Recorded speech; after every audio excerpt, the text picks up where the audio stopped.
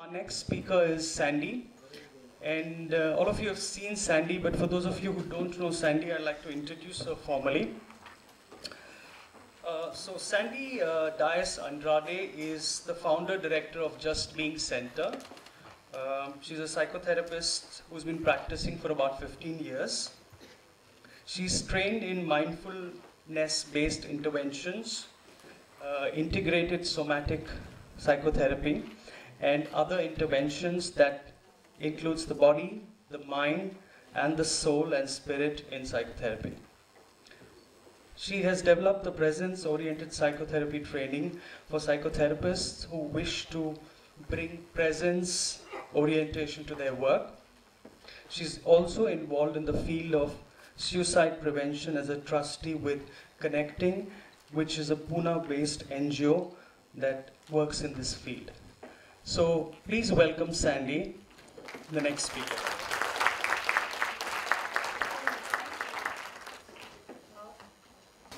So, yeah.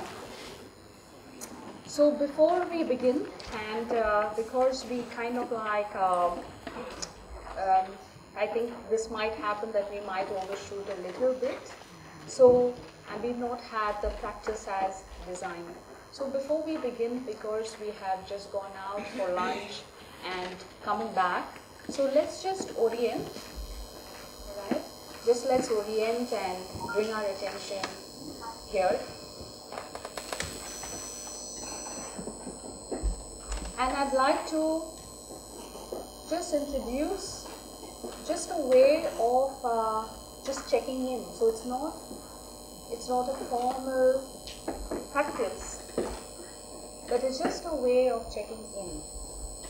And if we can take these kind of like pauses throughout, off and on, and just simply check in with what's here, what are we present with. Okay? So I just invite you all, just like we did in the morning, just come back and just notice yourself sitting on the chair, feet on the ground, and the sense of groundedness. You can leave your eyes open or your eyes closed or half open.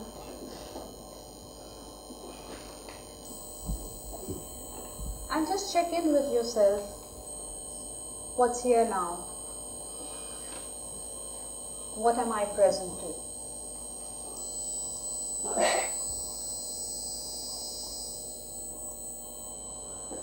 What am I present to in terms of my thoughts,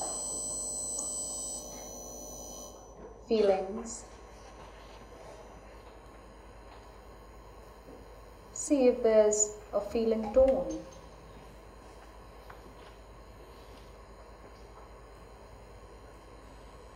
Notice sensations.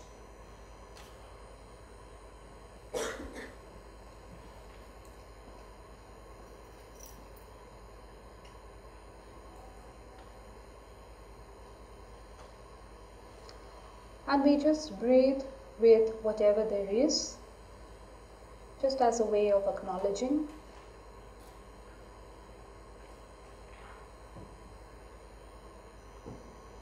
Without really following any thought or feeling or sensation, just letting it be, just acknowledging and just letting it be.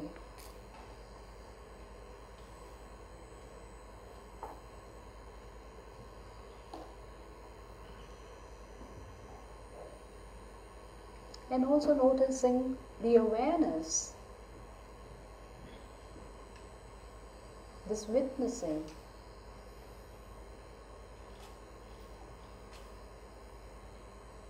Having a sense of that.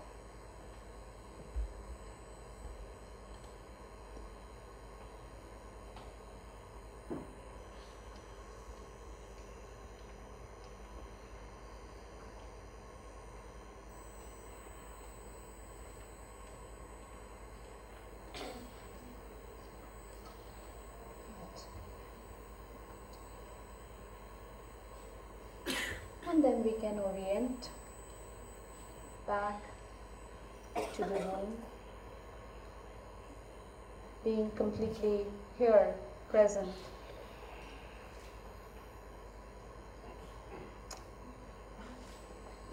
So today's session, the session that I want to kind of like focus on is in terms of applying mindfulness and presence in therapy and in counseling. How do we bring this in? It's so every day we are doing the wisdom traditions one session, and then the afternoons are really about application. How do we apply this? How do we apply this from it being a sitting practice to bringing it in the relational field? Because when we look at counseling, when we look at therapy, we are talking about this interpersonal, intersubjective field. We're talking about this relational space. And how do we bring mindfulness in that space? Because that's quite central in the work that we do as a counselor or a therapist. Okay. For those of us who are not into counseling or psychotherapy, maybe we can relate this to any relationship. Okay. How do we bring this in the relationship?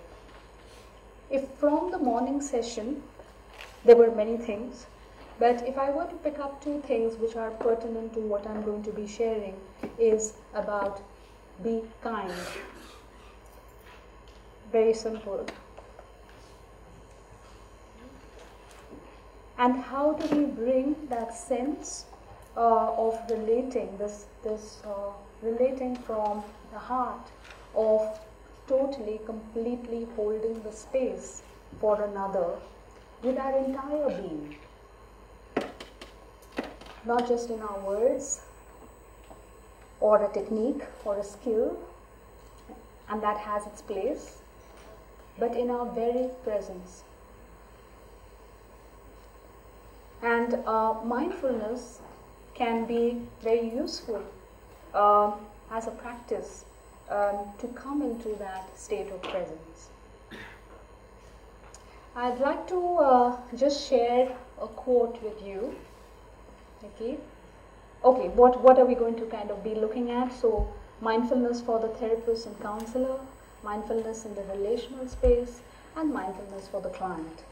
I will touch upon it just a little bit, and hopefully we'll have time for questions. Okay? If we can have the quote.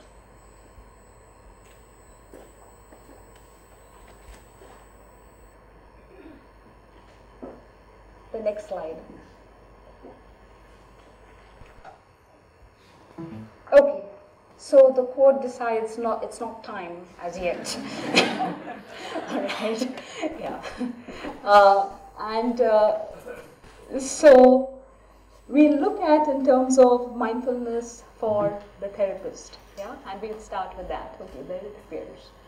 And this is by Carl Rogers. Everyone knows Carl Rogers? Okay, and this is from his later work, okay?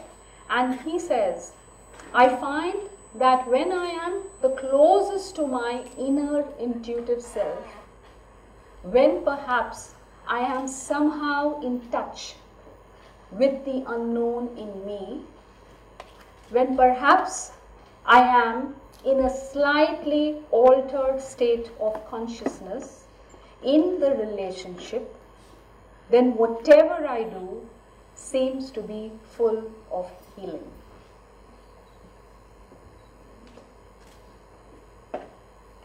Now, was Carl Rogers a mindfulness practitioner?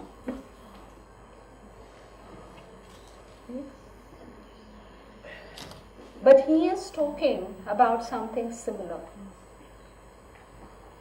And this is something that I want to go into, is that when we are looking at counseling, when we are looking at psychotherapy, we are not looking at something completely different, a new way, a new technique, a new form of therapy.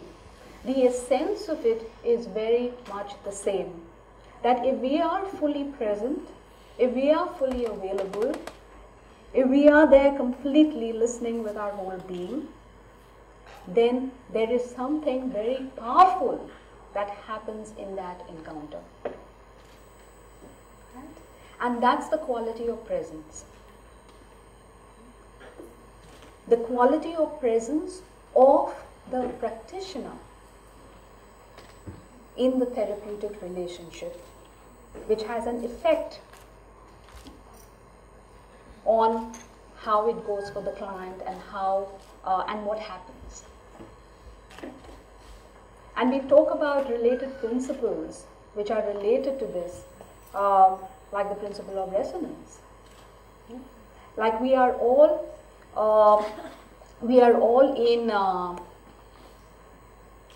influencing each other actually all the time. We may just not know it. So whatever is going on in me, whatever state of being I am in, is influencing what is around, and vice versa. And that's a principle of resonance. We are always in resonance. And if we understand this principle, then we understand the power of really holding this ground of presence. And so while this is not new, and I want to bring this in, is because this state of beingness, this presence, is not something that will be available someday.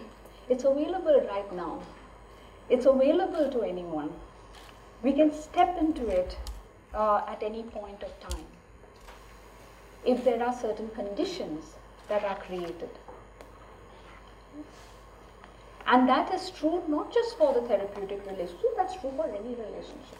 Whether you're a parent with your child, whether you're a teacher in a school, that's true for all relationships. Right?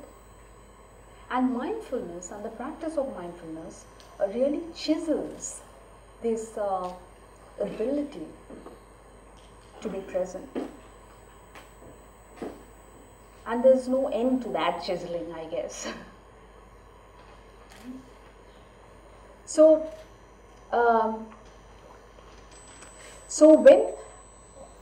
when we are presenting mindfulness to a client,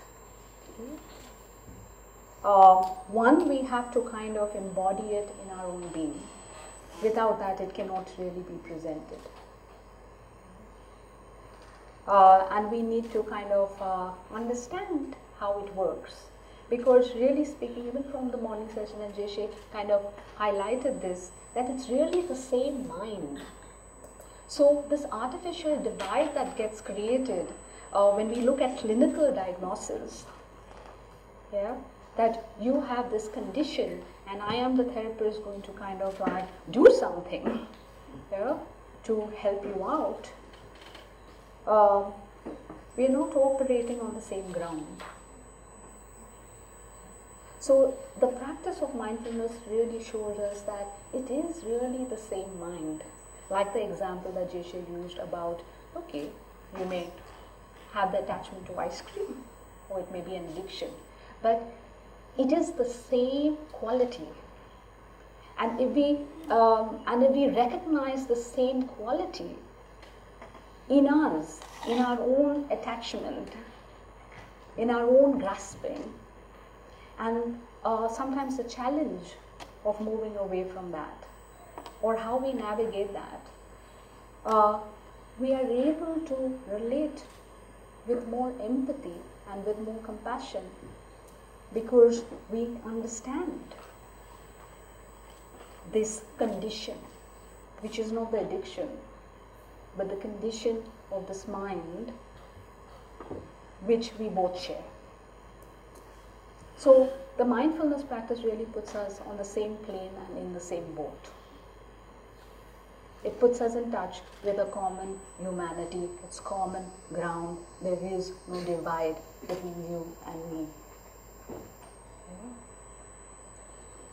And when we introduce mindfulness, this is very, very important, because I don't feel that we really need to say, Oh, I am introducing mindfulness to you.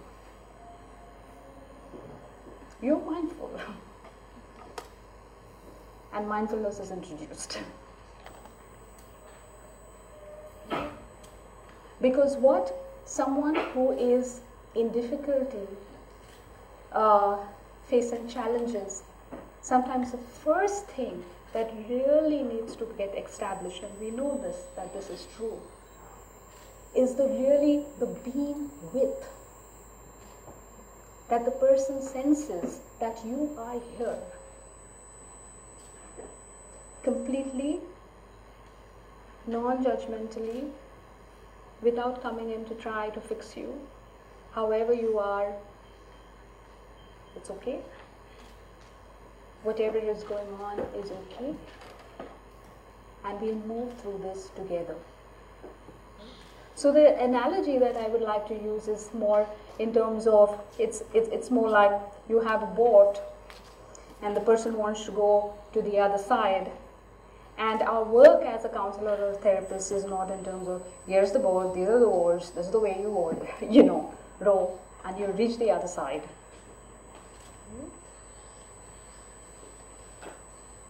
But it's more in terms of, let me come with you. Let me sit here and you row the boat.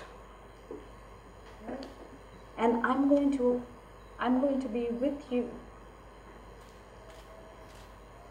And so it's really important that that when we bring in mindfulness in the therapeutic relationship, it's not a simple witnessing, or witnessing that's just from afar,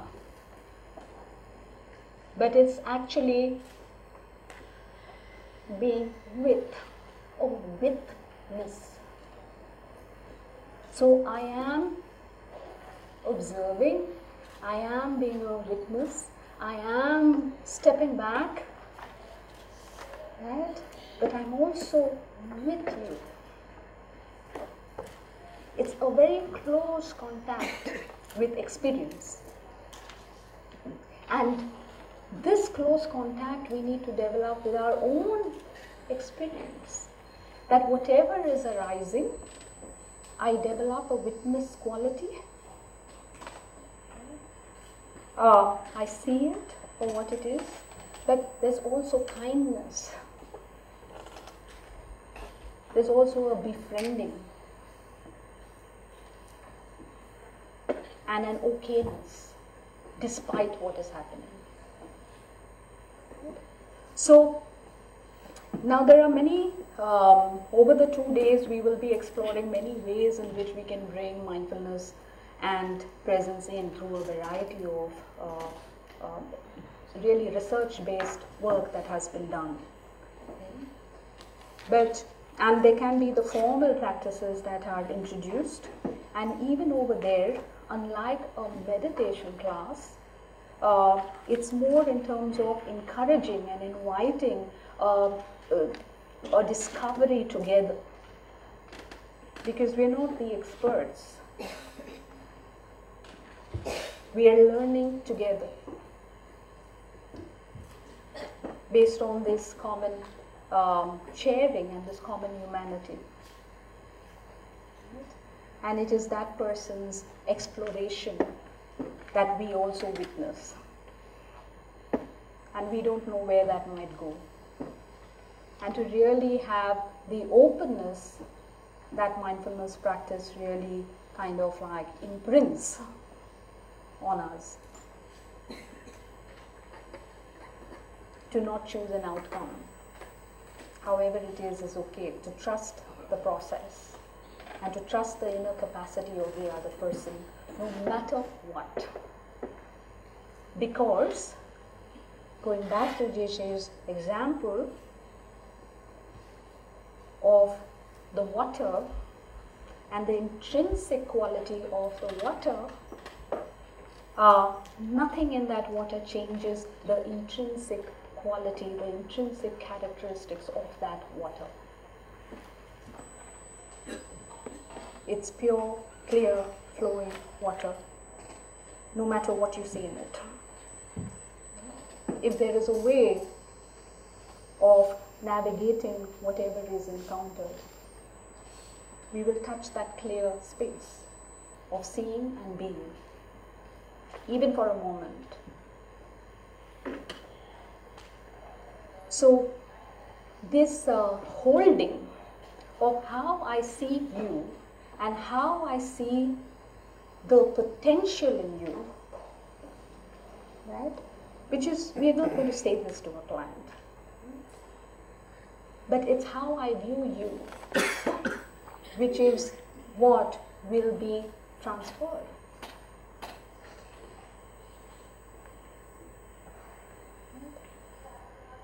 So when we are bringing in, we also need to bring in the act of attention and observation. Not so much in terms of, not so much as an analysis, right? Not so much as a conclusion that I have observed this, and then this shows that you might have this condition. That's the way we are trained, right? Mostly. But to really observe a moment-to-moment shift, a moment-to-moment awareness of not just what's happening inside you, also what's happening with the client, and also what's happening in that space. And it's when you observe it through your own loving attention that you can bring it into awareness for the client. How? So just through simple techniques of reflection, right? Or asking what's going on for you, like the check-ins that we're doing. What are you present to? What's here? What's your relationship with what's here? Then we start an inquiry.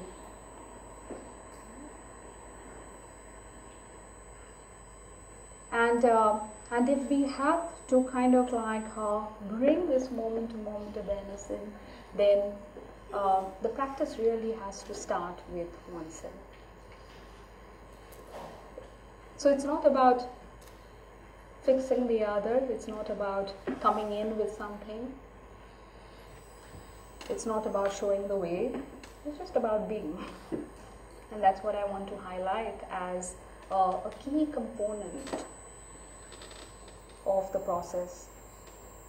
And I'd like to invite questions now, if there are any questions about anything that we've spoken about or that are on your mind, which perhaps we can take.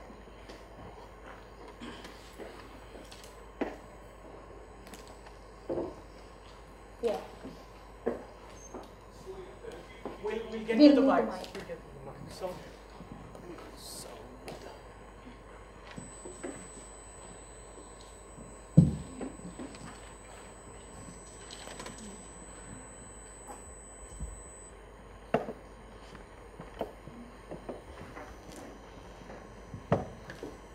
Hi.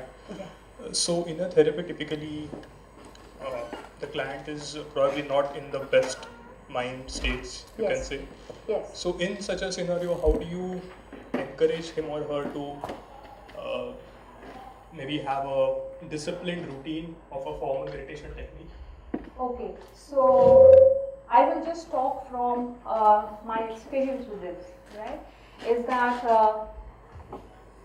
one, we are basing it on a premise that I'm not here to take you from point A to point B. That's not my goal. Yeah? My job is to be there fully for you and to witness your process and be present to it so that you can find your way with this. All right? And sometimes there is some specialized help that might be needed in special circumstances where you do need to kind of like come in. Okay? So knowing when to come in and when to allow the process to unfold, that's also an important discrimination to make. Yeah? So I would not ask someone to start a formal mindfulness practice and to introduce that kind of like discipline unless they are inclined to. Is that what they want to do?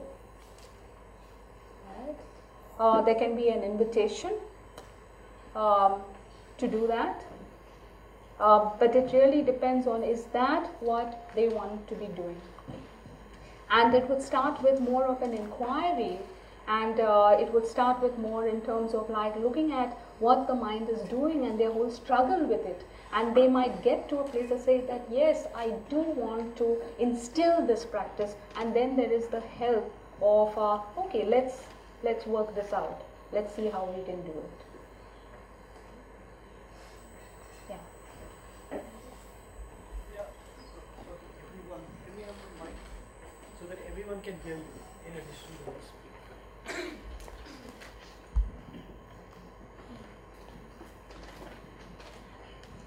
Hello ma'am. This question is actually more from the point of view of a parent, teenager's parent. So in this case, if you're a counselor and a patient is there, that I understand how you could deal.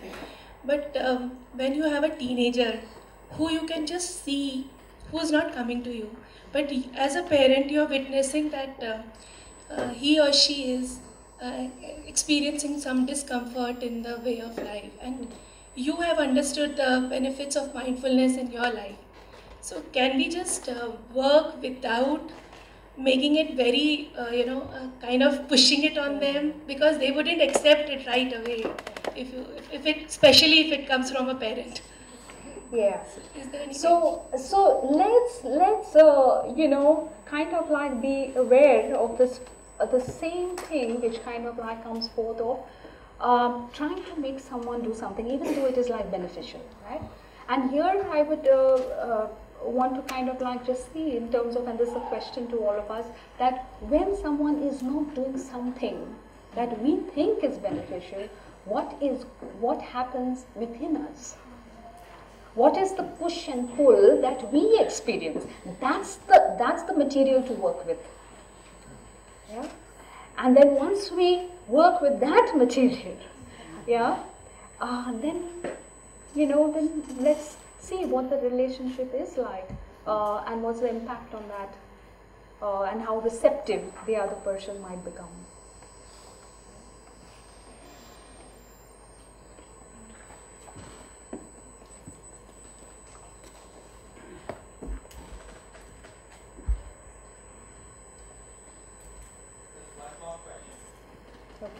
There's one question here too. Maybe you can, yeah, I don't know. Ma'am, in Indian context where the client and therapy relationship is seen as a guru-chela relationship. It's a? Guru-chela relationship, teacher and the student kind of relationship. I'm saying like particularly cultural context and communities vary in our society. How do you use, as a new therapist, there are a lot of challenges to handle such kind of situation. You're mentioning there is a witness required. How do we handle that kind of situations? Like how do we bring that equilibrium between them? I would say the same thing, is that notice what is the effect, and this what is the, if at all, any turbulence that gets created because someone else has an expectation from you to provide that guidance and that being a guru. Yeah? And how would you step back from that? And what happens to your sense of self as you step back from that? And that's the material to work with. Right? And then, along with that, that the focus is on the other person and the other person's process. So you inquire into that and into that other person's process, such that it is empowering for the other person. So they become their own guru.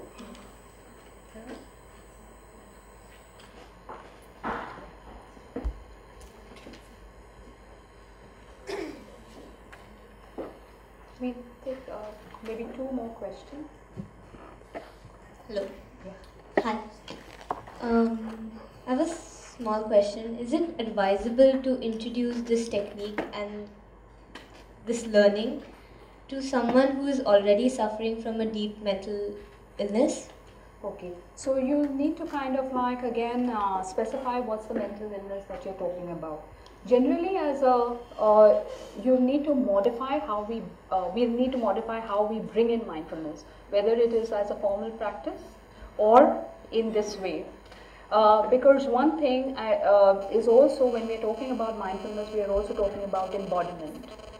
All right, and when we are talking about embodiment, when you're talking about bringing awareness into the body, there can be really strong memories, really strong patterns that may emerge, and we need to ensure that there's a safety around that in that exploration. So,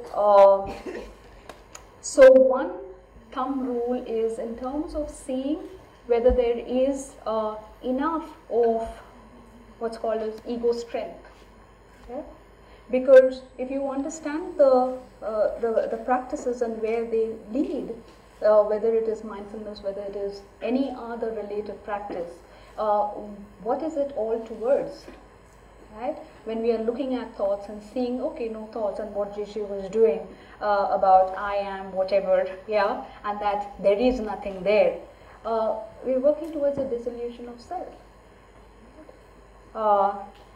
But you cannot do that without a strong, grounded sense of self.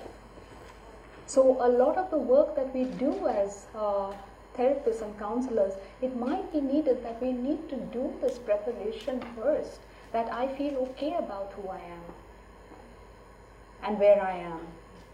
And I would need to build on those resources. And mindfulness by itself can be a big resource, because we are talking about being in touch with something that has never been touched yeah, by any experience of life. And if there is some way in which we can bring that in very actively, then it becomes very powerful. But we have to take it in steps. We have to take it in steps.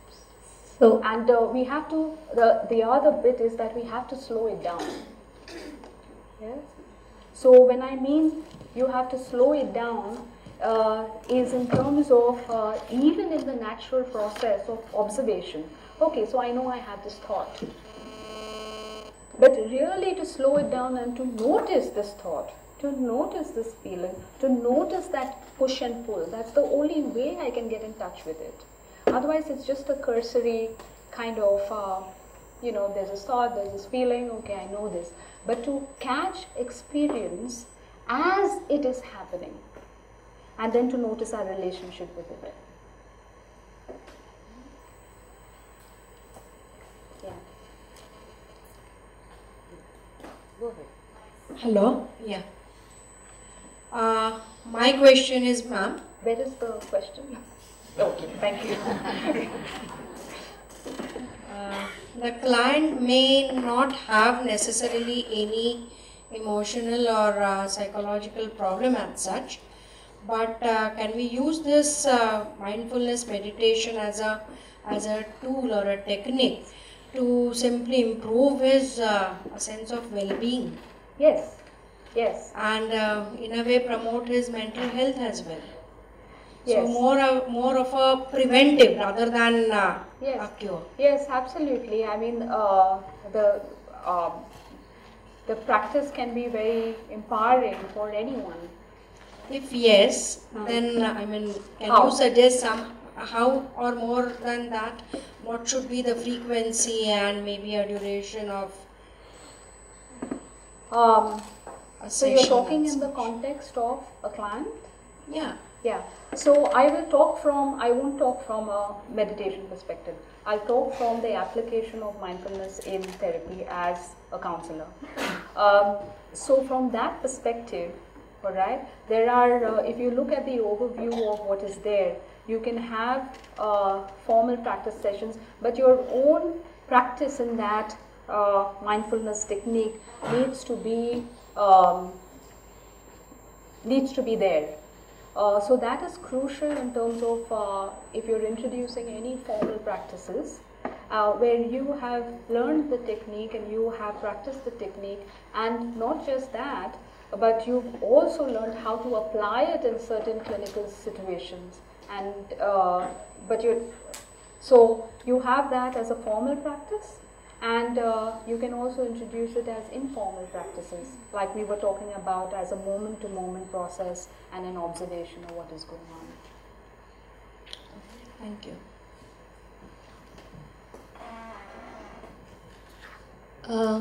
You just now said that for us to practice mindfulness, there needs to be a strong groundedness of self. Okay. So my question is that if this is the fundamental requirement, then in clients who come to us for lack of self-esteem or lack of self-confidence, or even children who come for performance anxiety, how do we use mindfulness for such clients? Okay, so what I was suggesting is that when there is a clinical issue, that we go slow in that introduction of mindfulness. Okay? Not so much in terms of ourselves. We all have our turbulences, right? Mindfulness practice can be very, very helpful in terms of meeting whatever we are experiencing and being in a state of awareness. So that would be helpful to anyone. How when we are talking about introducing it to others, we need to be a little careful, especially when there is a clinical issue, and that's where we need to kind of like modify it or slow it down.